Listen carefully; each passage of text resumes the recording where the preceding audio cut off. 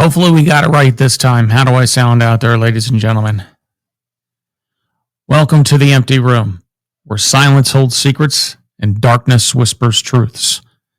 I'm your host, Victor Zane, and together we'll explore those peculiar places that exist just beyond the corner of your eye, the places that shouldn't be there, but are.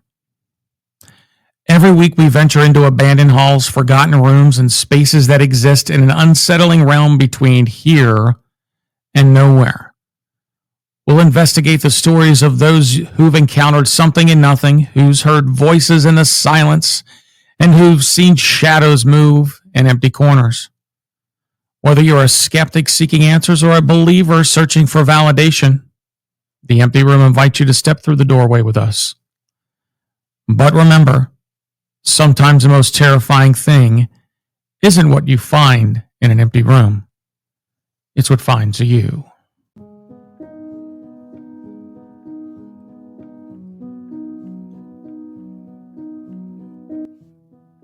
Call-in lines will be open later on within the show.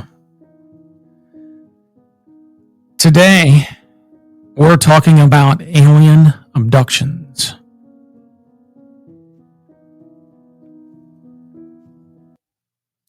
We want to make this disclaimer from the get-go. The show is about conspiracies. It's about theories. It's about the paranormal. It's about the otherworldly. We do not state any of this as any of the following as truth or fact. Our intent is only to inform you and possibly question the reality that we live in. It is your responsibility to research and make your own determinations. We would like to remind our audience that we do not condone or deny anything we broadcast unless specifically stated otherwise. Remember, this is a show about what the rooms may bring you. You only need to open the door and enter to find out. There's a moment between sleep and wakefulness, where the world shifts, your body's heavy, your limbs frozen. You try to scream, but no sound comes. And shadow looms over you. Something's watching. And then, a bright light. Cold metal. Hands, not human hands, but something else touching your skin. And then, nothing. Blackness. Silence. Lost time. You wake up in your bed, but something is wrong. Your clock is hours ahead, yet you've only just closed your eyes for a moment. There's a strange mark on your arm. A dream lingers in the back of your mind, except it wasn't a dream, was it? Something was here. Something took me. Alien abduction? A story whispered in hushed tones by those who have lived it, and dismissed as hallucinogenics by those who fear the truth. But what if it's real?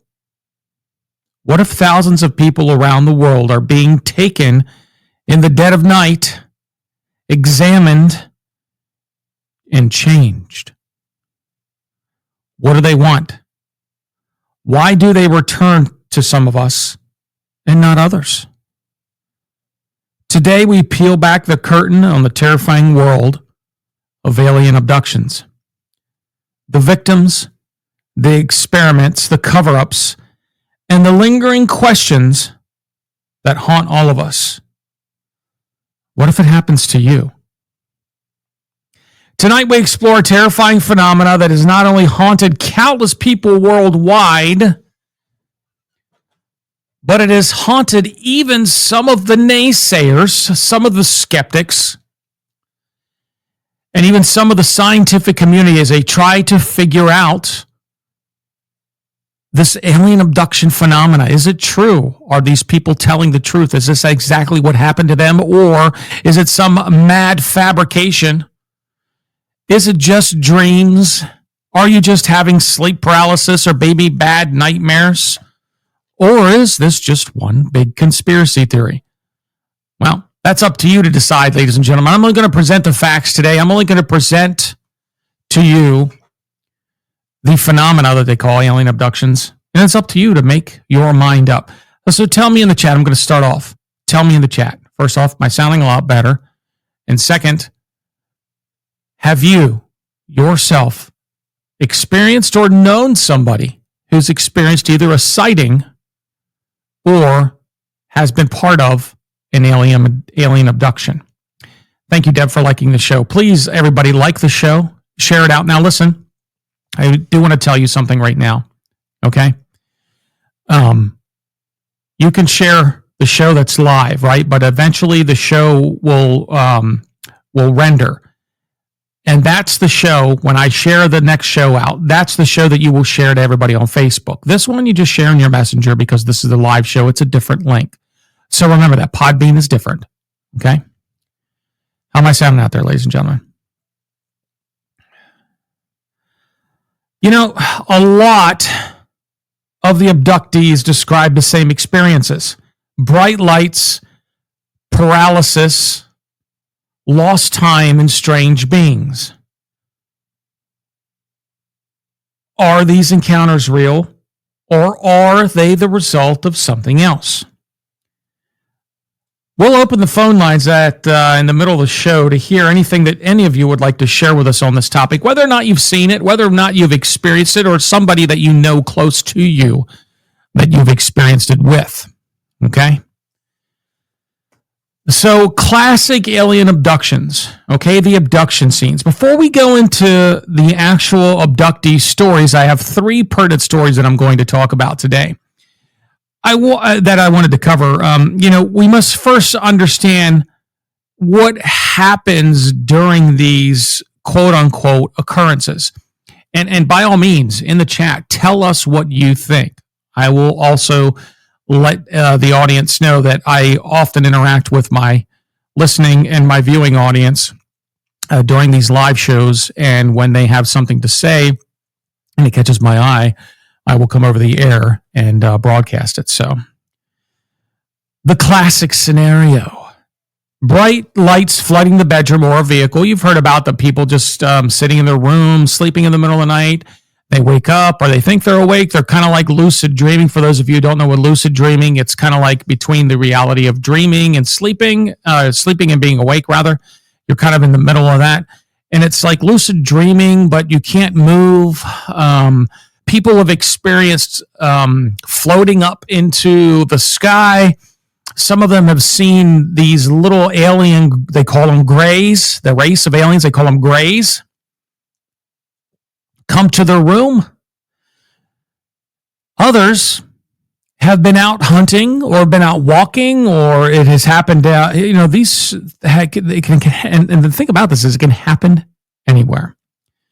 It does not only need to just happen in your bedroom. It can happen while you're walking out. It can happen while you're hiking in the middle of the woods or camping. It can happen while you're driving down the street.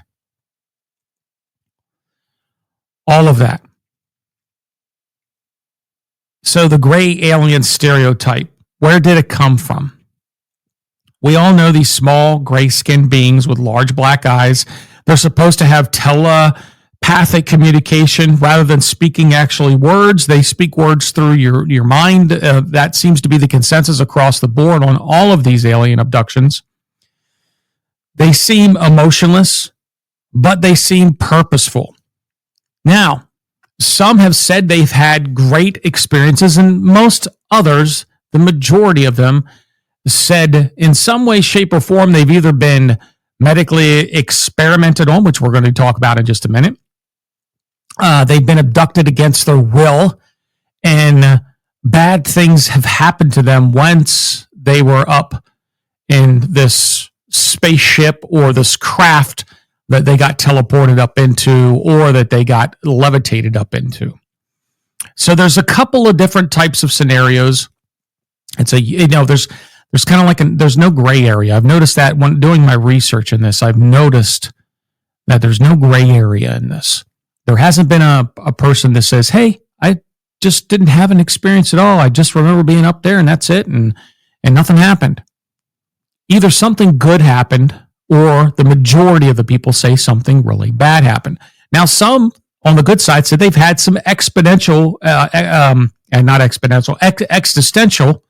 experiences.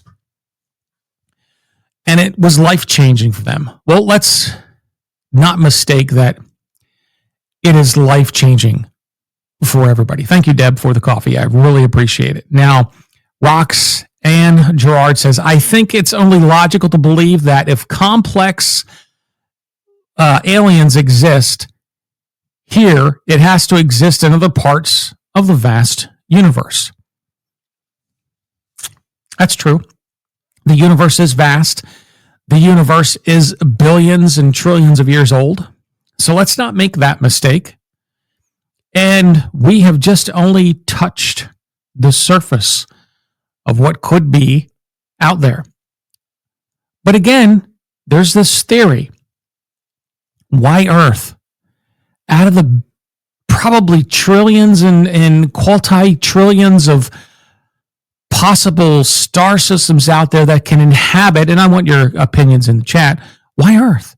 Out of all the possible scenarios that could exist out there and all the multi-universes and all of the cosmos and the galaxies that are out there that have potentiality for life, why Earth? Why our planet? If you look at the scheme of things, our planet is so small and it's not even in a very big star system. So why us? And I guess the second question would be, how did they find us? Now we can go into that. That's not what the show is going to be about today. I'm not going to break down the different types of possible civilizations and their tenures and their levels of civilization and technological advances, because that's another show in itself. There are people out there that often talk about channeling these beings from another universe. Now, whether that's true or not, one thing I did notice, though, nobody in any of those crowds have ever asked the question, or they've never been broadcasted that I've seen so far in my research, have asked these quote-unquote channelers, why do you abduct people? None of them. Now, Deb says this experience the cousins had, evidently her cousins had an experience on her husband's side. She said where it was more like hearing footsteps on a wooden porch, seeing furniture move that wasn't moved, and seeing a ball roll across her. You know, that's interesting because a lot of people have also associated a ball of energy with being abducted or even seeing paranormal stuff as well. And again, that's a whole another conversation. Roxanne says maybe they are exploring all life. I know there's a theory that Earth is like a zoo and all the species from here are from different places. Now, that's another theory, and we'll go over some theories later on, but another theory is that we were engineered by another race of aliens. Welcome, Sen Eugen, new viewer, new listener. The vastness of the cosmos, she says, renders the notion of exclusive terrestrial life increasingly implausible. With innumerable galaxies and star systems, the probability of extraterrestrial sentience becomes not merely possible, but statistically compelling. And that's exactly true. With the vastness of the cosmos, with the vastness of space itself, and it's ever expanding, why Earth? Why Earth? So, let's go back to the abductees. The medical examination phenomena. Excuse me. Abductees often report being placed on a metallic table. Some say needles, probes, and invasive procedures. And we all know the joke, the ongoing joke, so I'm not going to say it. I don't want to disrespect anybody out there that's possible and that has been abducted and experienced this. The theories also suggest genetic experiments, hybridization, or even soul harvesting. How about that? That's an interesting concept, soul harvesting. Now I'll have to do more research into the soul harvesting thing, but the concept behind that is that the aliens will harvest our souls for energy. Of course, other nefarious purposes as well. Now, again, I'm not going over the different types of species that are associated with the alien races that we quote unquote know of or proclaim to know of, but the ones that are most associated with alien abductions are the grays, the alien grays. Now, the alien grays are about 3 to 4 foot high in most cases. They have big black eyeballs, expressionless face, emotionless face, nothing, no emotions whatsoever. They talk through their head using telepathic communication. So there are 3 different types, or 3 different major cases that I would like to discuss today. However, before we go on to those 3 cases, I'm going to open up the phone lines. I want you to come on. I know Leslie has a story to tell. Now, come up, tell your story, ladies and gentlemen. We'll discuss it back and forth. And then if we have more than one person to come up on the line, we'll get to them. So if you can come up on the line, tell us about your UFO or possible alien abduction or somebody that you knew that was or came in contact with any types of extraterrestrial or alien phenomena. Please come up into the call lines right now. I would love to hear from you. Now, these grays, these beings that purportedly abduct a lot of the human beings that get transported up into these ships, they are said predominantly across the board, probably from 85% of the cases that I've looked at, to be nefarious. Now, the thing about this is they've also have been known, and we were watching a show not too long ago about one of the most popular alien abductions that happened later on in the 80s, 1980s. These are the ones I'm going to talk about today are from the 60s and 70s, and I believe one of them is current, or at least in this within the last 20 years. And those are the 3 most popular ones. But there was another popular one in the 80s, and we just watched a show on it. It was on Netflix. And one of the things that they had said was that these grays would literally take over your body functions and literally render you paralyzed, where you couldn't move. Now, for a lot of us, that seems, pretty outrageous. How can they do that? How can somebody go in there? Well, I mean, in retrospect, if you look at how science has progressed throughout the ages, now there are people out there who proclaim that they can use things like telekinesis and that can read minds and you get all the psychics out there that say they possibly could do this or do that and so on and so forth. So you do have a lot of interesting folks out there who say they could do certain things, and they say that we're about to enter another age of awareness. So if that's the case, perhaps we might actually be able to find a way in this new age of awareness to resist or perhaps combat these alien abductors. It's just a thought. It's just a theory. I mean, think about it. We only use 10% of our brain, not even 10% of our brain, I believe, or there's a small percentage that we utilize our brain. Okay? And Roxanne's right. We are ever evolving. Okay? Our technological advancements in the last, 20 years have blown us off the charts. I mean, we can launch rockets in the air, pick people up in space stations down, rescue them, and the rockets come back down, fly back down themselves and land.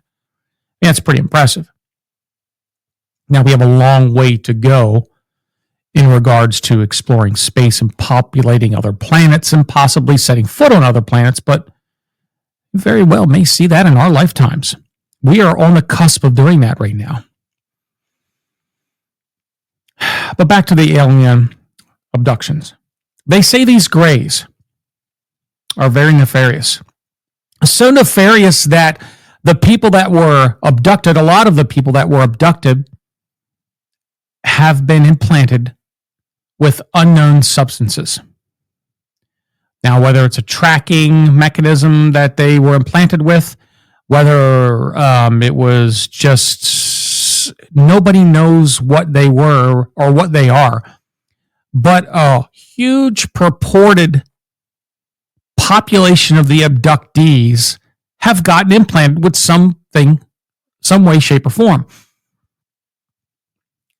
And we know this because they have done x-rays on these people. They have gotten up in there, they've removed some of these things, and some of these, whatever you want to call them, well, a lot of the people that got abducted said say they did a tracker, some type of tracking system, that they've been tagged. Well, let's say that it is a tag. Well, a lot of these quote unquote tags that have been put on these abductees have been actually fused into their cell system. They're into their nervous system.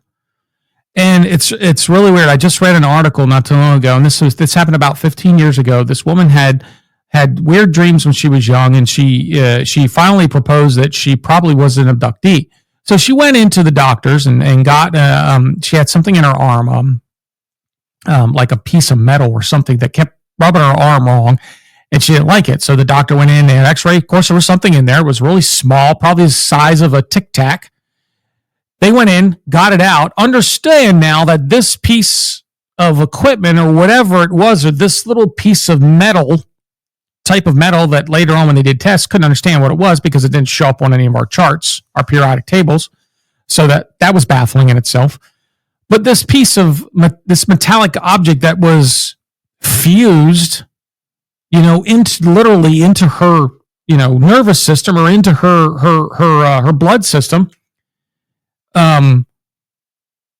was very, very, very advanced. And the thing about it is they can't bust it open. They can't break it. To this day, there's nobody that's been able to do any of that to any of them, as far as I know. And they still don't understand why such a piece of equipment like that, or such a small piece of metal, would get fused to actually get fused into your nervous system. That's quite amazing. They actually showed a close-up picture, and I'll have to share it on the website. I'm going to write an article on this and put it up on the website. For those of you who don't know, it's www.theemptyroom747.com. Go check it out. We got a new website up and running. There's articles over there right now.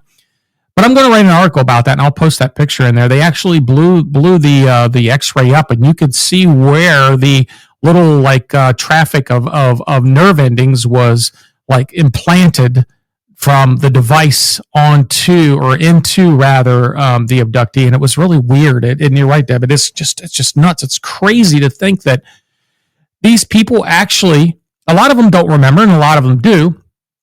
And then when they go under hypnosis, they claim to remember all the happenings after that. But one of the things that is prominent across the board on this is that a lot of these abductees have been, quote unquote, tagged. And to this day, we have no clue, or at least the government isn't telling us, we have no clue on what this technology is. And here's the kicker about this. 100% of these cases where an abductee has been tagged, the government has came in, gotten, quote unquote, this tag or this piece of metal, and it's disappeared. Nobody knows where it's at. So why all of a sudden does the government care if they're not, supporting the theory that these people actually were abducted? Why would the government come in, or why would some governmental agency come in to requisition these pieces of small technology? If indeed that's what they are, or these unknown pieces of metal. 100% of the cases across the board. 100% of the cases. It's really weird, huh? And that's a good question as well, too. Deb said, why would your doctor even call the government when they remove it? That's a very good question. I would say that's probably the $1 million question. So, real abduction cases. There are 3 major cases that we're going to discuss today. The one's going to be the Betty and Barney Hill incident, which is probably the most popular. That occurred in 1961. One of the first well-documented alien abductions. Of course, strange dreams, lost time, and a star map supposedly shown to Betty. We'll talk about that. We'll talk about the Travis Walton case, which is another one that the abductee was logging in Arizona. This was in 1975. The abductee was logging in Arizona.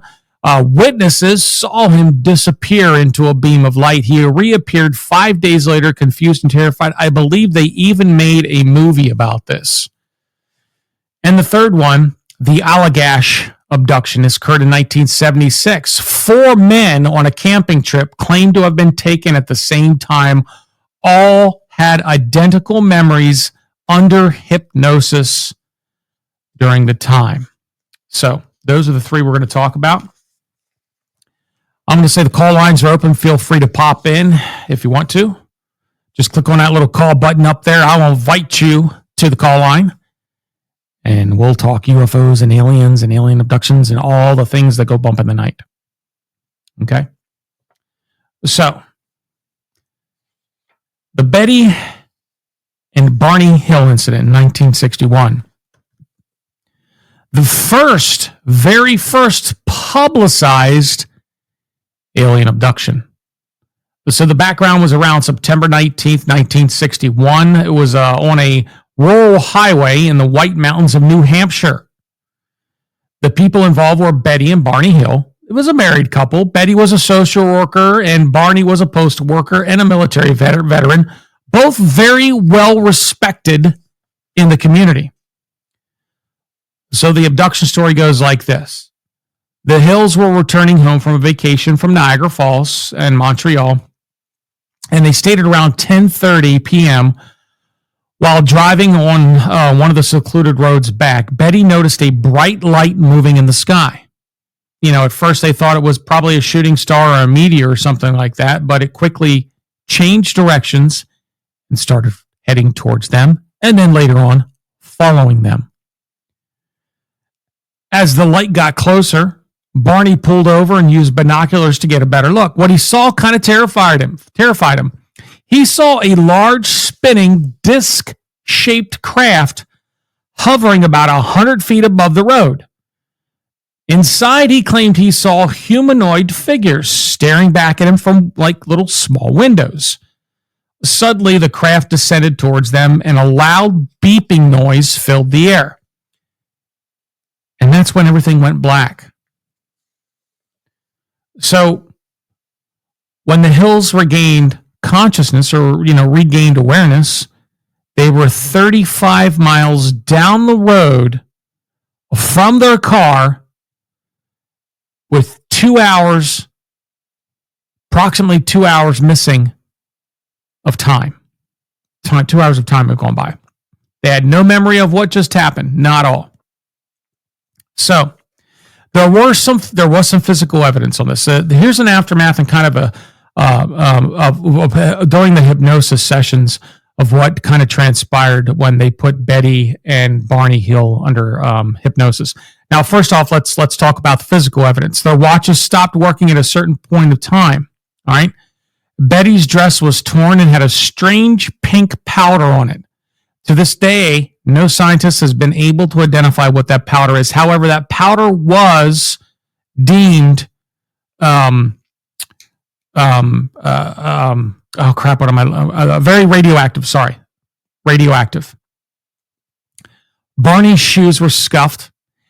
He had an unexplained circular rash on his body where it looked like something touched his body, and of course his skin reacted to it.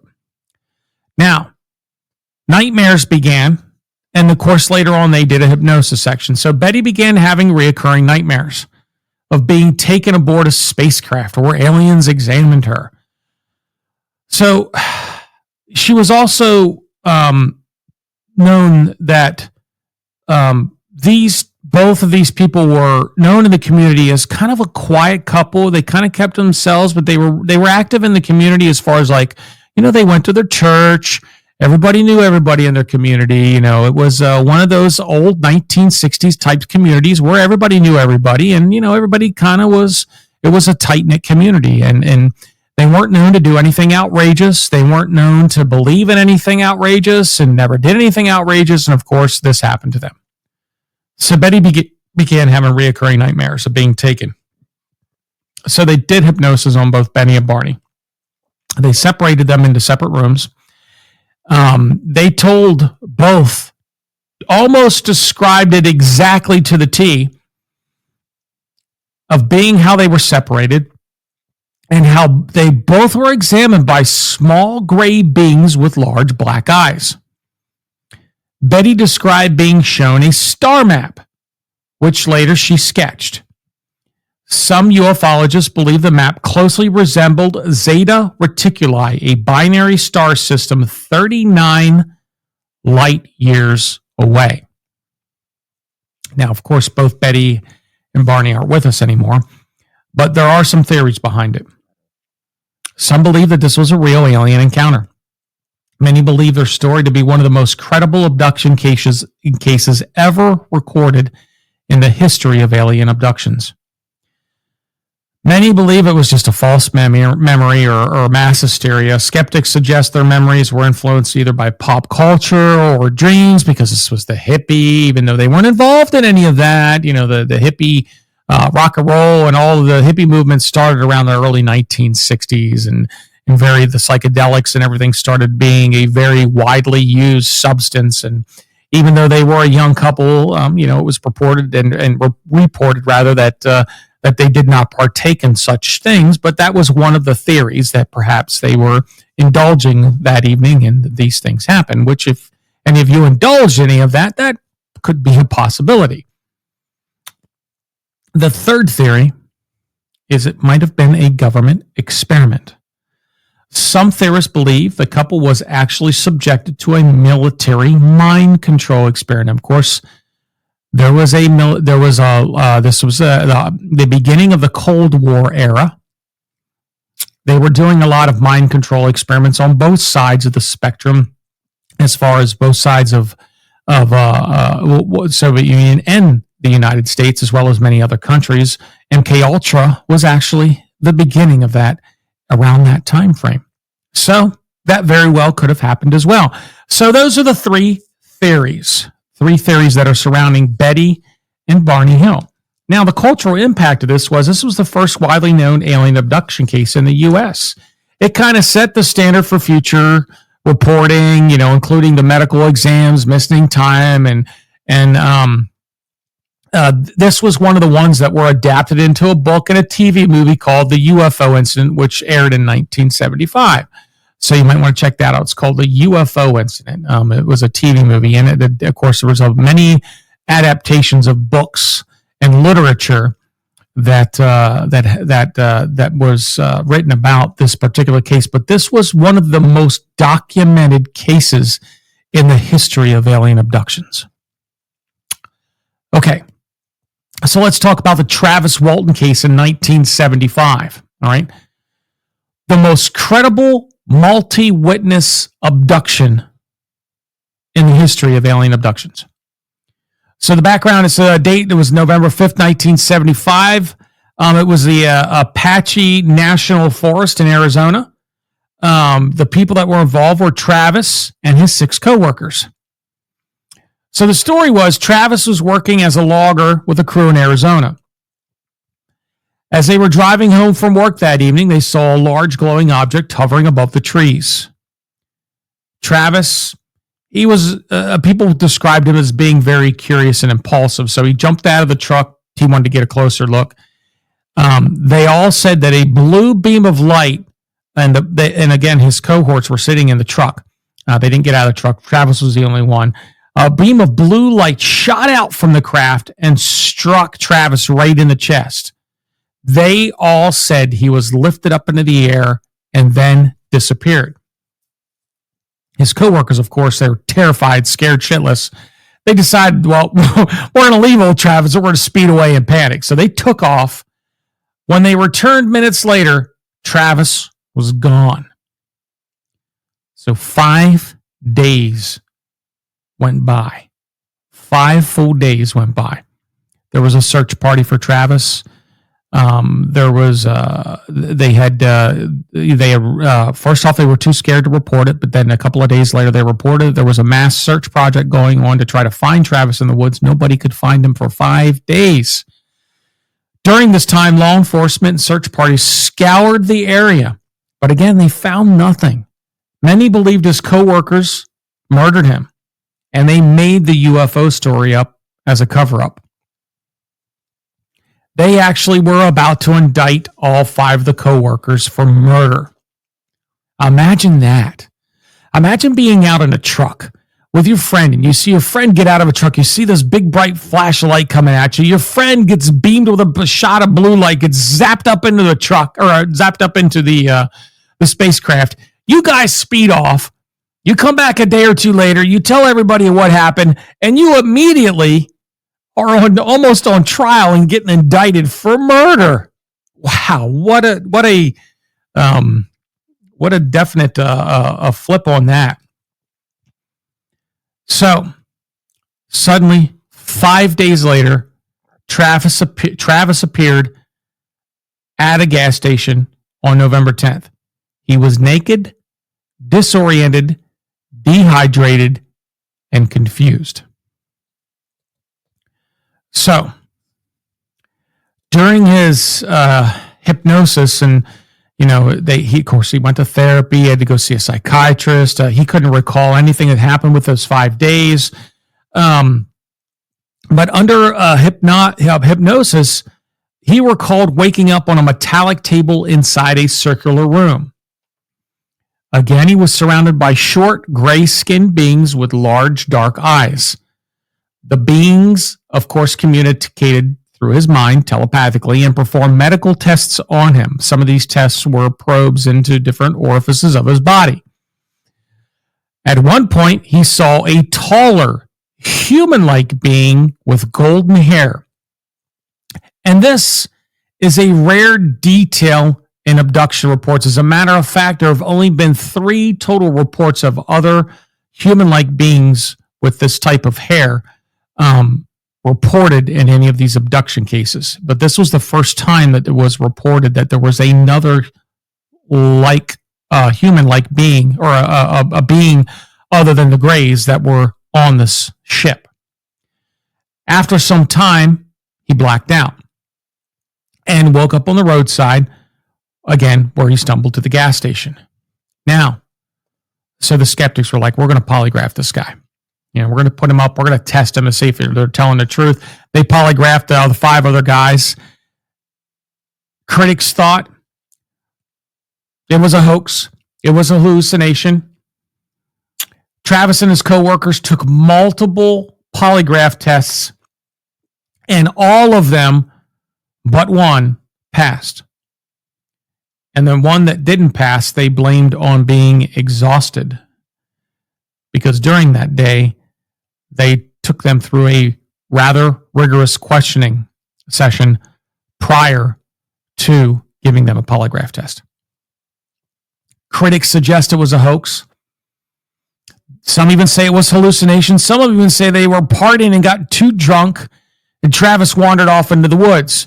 But if that was the case, if Travis did wander off into the woods, there would have been some sign of him in the woods, or in the area at least. He came back naked, so where's his clothes?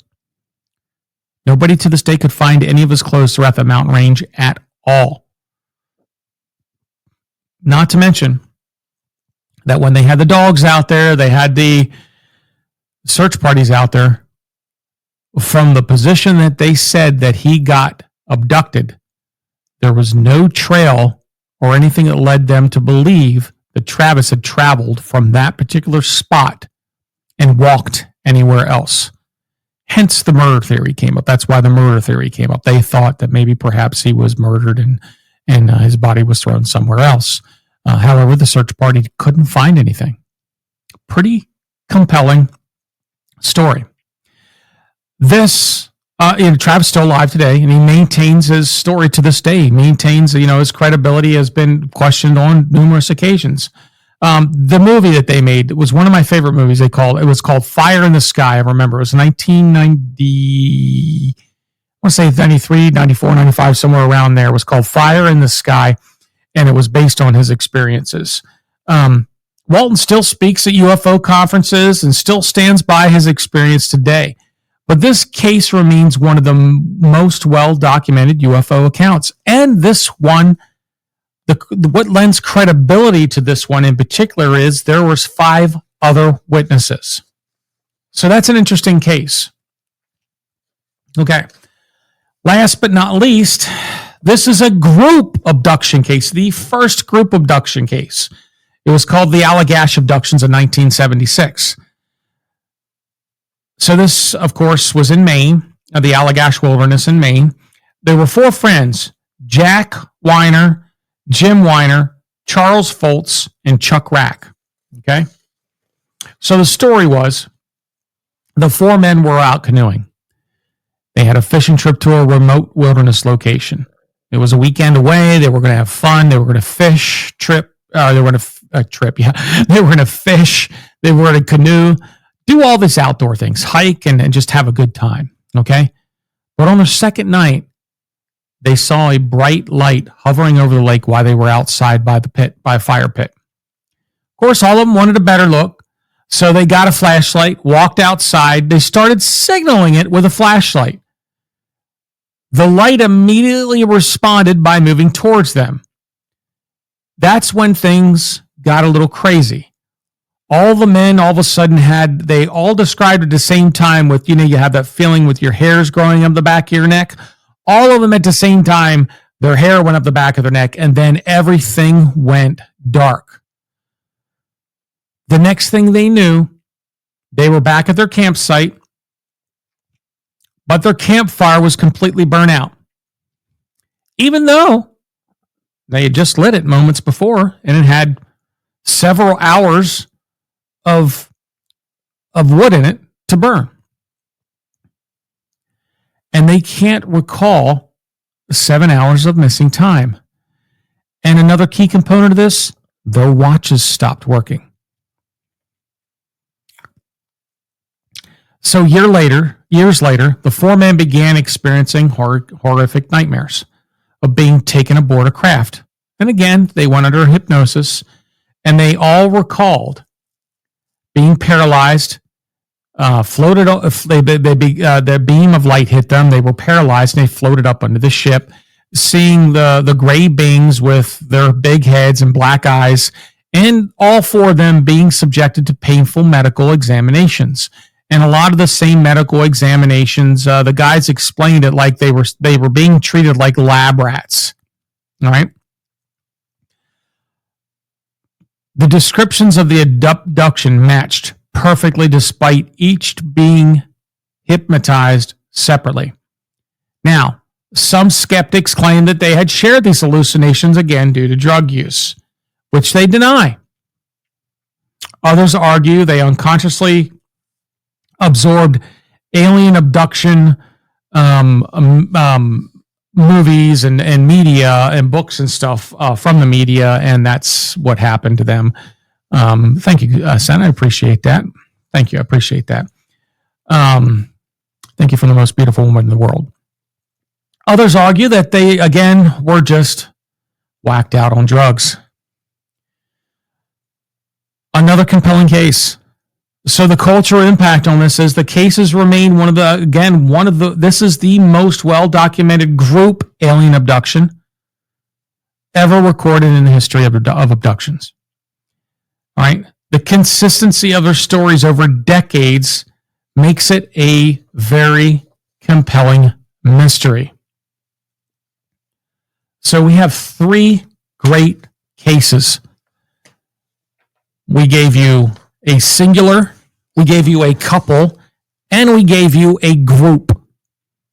3 very, very compelling instances of alien abductions. What are your thoughts, ladies and gentlemen? Tell me what you think in the chat. Call lines are open. Please pop in if you want to. Give me a buzz. Tell me what you think. Or if you have a story to share, tell us. So, what do these cases mean?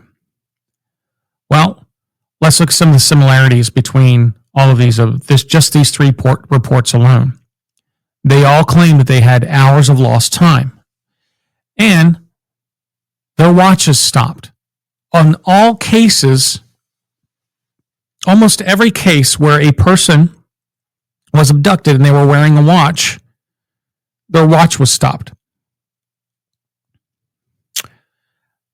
Almost all the cases across the board, or the majority of them,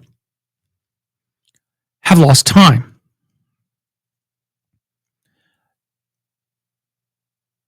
Many of them describe about being medically examined by non-human entities.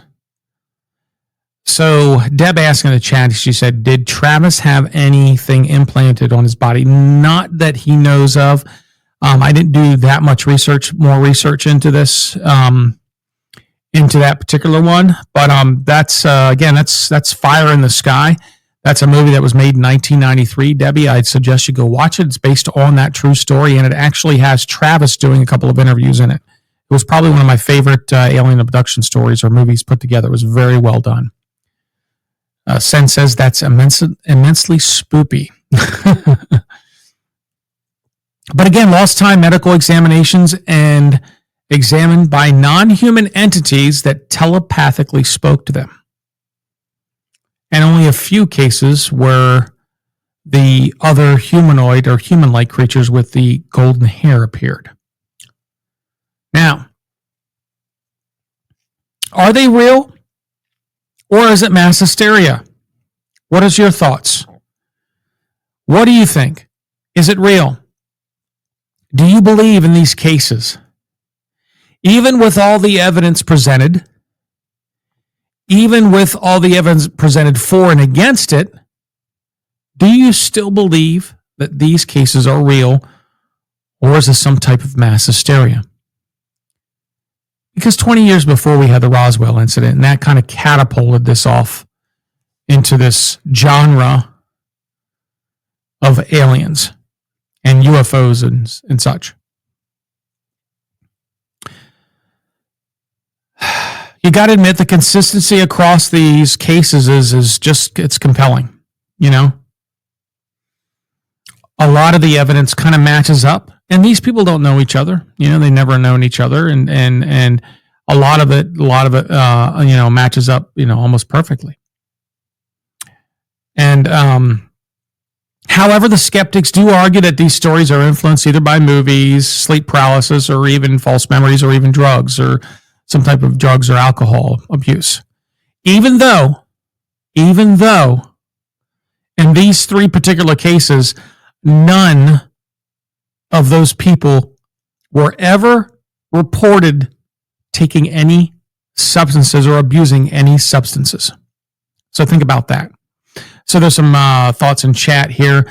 Roxanne Gerard says, I believe alien life does exist. I'm curious why the aliens wouldn't want us to go public with it. That's the question. Well, how do we know that they don't want us to go public with it? It could be our government hiding all of this. Sen Eugen, the most beautiful woman in the world, says, what's your personal opinion of the new government sectors that are set with Central Intelligence to investigate UFO sightings? Good question. I'll get to that in just a minute. Deb says, well, my husband told me when we first were married in the 80s, when he was a little kid living in Grants, New Mexico, he and his brother saw, and his parents saw a large flying object hovering over their house. And then Sen also follows up and says, do you think they're being honest with us about their findings?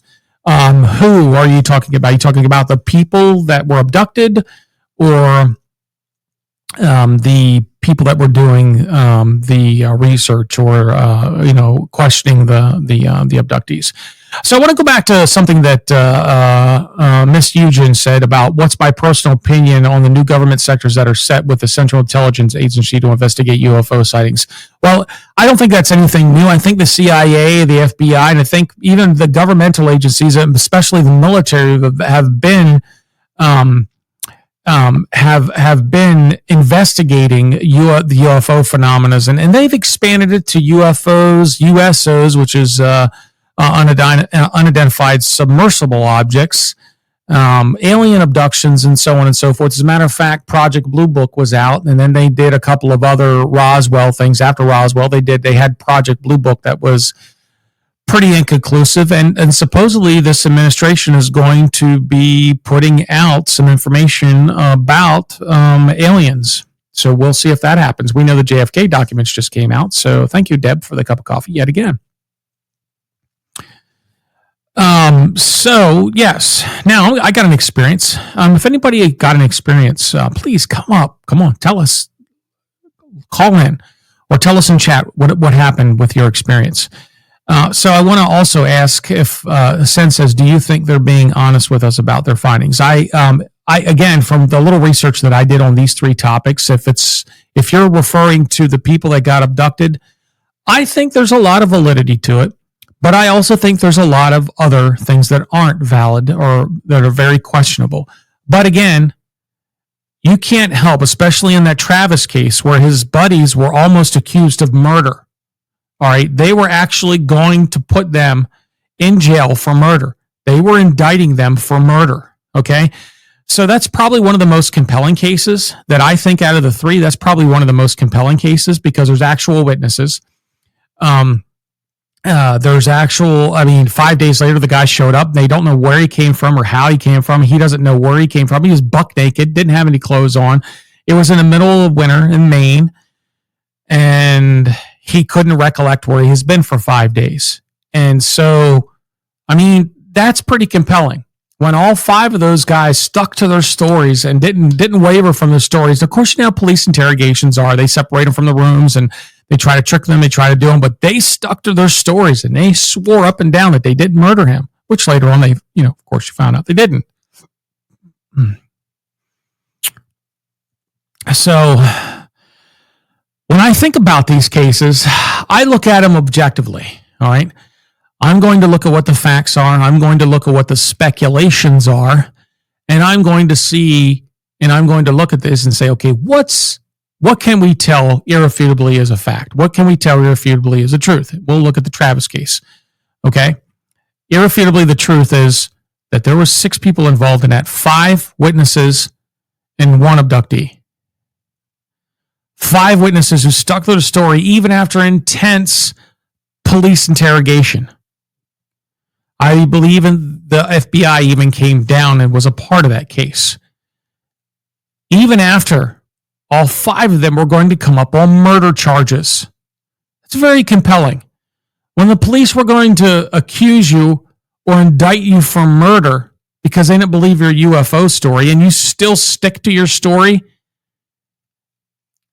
you would figure if it was a murder case that one of them would have broke. But none of them did. And then to find Travis 5 days later, walking around, confused, disoriented. Out of all 3 of those cases, I think that's probably the most compelling case of them all. And you only have to look and see the evidence presented in both of those cases. So yeah, that's definitely probably the most compelling case out of all of them. Now, the Betty and Barney one was the first recorded one, and that's kind of, they were kind of a pillar of their community. So, they were kind of people that stuck to themselves, and they didn't have any drug use, they didn't have any abuse. So, the guy was a decorated military war veteran from World War II and the Korean War. And here we are years later, and that happened. And, none of these people capitalized off of this in any way, shape, or form. Now, I think the Waltons did in a way. They wrote books and they had movies made. And I think Travis still speaks at a bunch of UFO conventions even to this day. But none of them were made multimillionaires from it. None of them. None of them decided to go out there and capitalize off this to try to make any money off of it. So that in itself is, kind of compelling as well. So, yeah, it's definitely, there's a lot of consistencies across the board in a lot of these things. So we have to not only look at that, but we also have to look at the possibilities that these are people that probably just maybe got bored of life. Now, again, I don't think the loggers in the Travis case, I would probably say out of the three, that's probably the most compelling one out of the three. I would have to say that if I was to pick one that I would irrefutably, possibly 90% believe is true, that would probably be the one. The other ones I have a lot of questions about, but that one just blew my mind, especially when the five guys were getting ready to be brought up on murder charges and they still stuck to their stories. They were willing to die for that story. And that in itself shows, and of course the polygraph test, you can't mess with polygraph tests.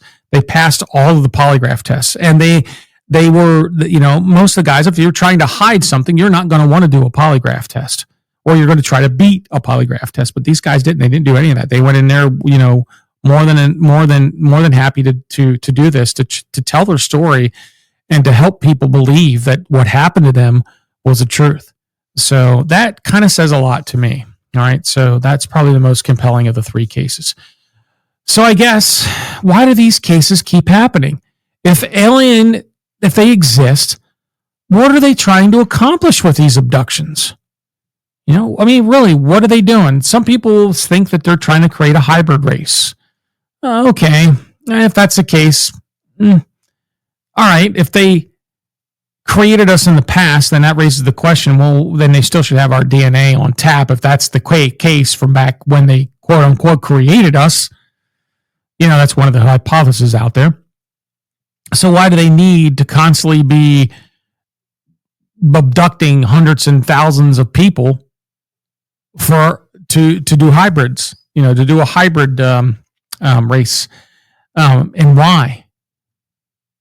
So it doesn't make sense to me why the hybrid race theory would be one of the viable things that you would actually sit there and think that would exist, and why the cases keep happening.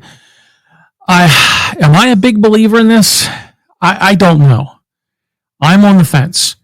However, that Travis case really got me thinking. It really did. I'm not going to lie. Out of the three cases, and out of all the cases, and I probably went through about 50 or 60 cases over the past couple of weeks, couple of months, and out of the 50, 60 case files that I actually looked at and read, this one was the most compelling. And this one really made me think, man, if this really did happen and these dudes are telling the truth irrefutably, that's some scary shit. That's really scary that these people can do this, or these entities or these beings can come down and do this and have full control over it, and can do it in the middle of a city. There's the one we watched today. It was a Netflix documentary on an alien abductee that had 23 witnesses of her floating from her apartment in Manhattan. 23 witnesses who didn't know each other in the city, seen her floating up in the air with a blue light in the sky. Not to mention the thousands of people who also reported seeing a UFO that evening. So there we are again. But she did capitalize off of it, so it's kind of weird. But again, you have 23 witnesses and they describe the same damn thing. I mean, it just goes to show you that these three cases are just some of the most famous, not only in UFO history, but in the history of alien abductions, period. And, whether they're real encounters or elaborate hoaxes, they continue to fuel debates about the mystery of alien abductions. Make no mistake about it. So, ladies and gentlemen, I appreciate you joining us today. Apologies for the first one that got published. I'll have to delete that one because it had some very bad sound. So we've at least finally got the sound squared away. I appreciate everybody joining me today. Thanks for joining. What a great show. Please go over, visit our website at www.theemptyroom747.com. Go to the social media outlets, hit follow on the show here. Download the Podbean app on your cell phone so you can get the notifications when we do go live. Thank you so very much for joining us today. And remember, sometimes the most terrifying thing isn't what you find in an empty room. It's what finds you. Thanks, ladies and gentlemen. See you soon.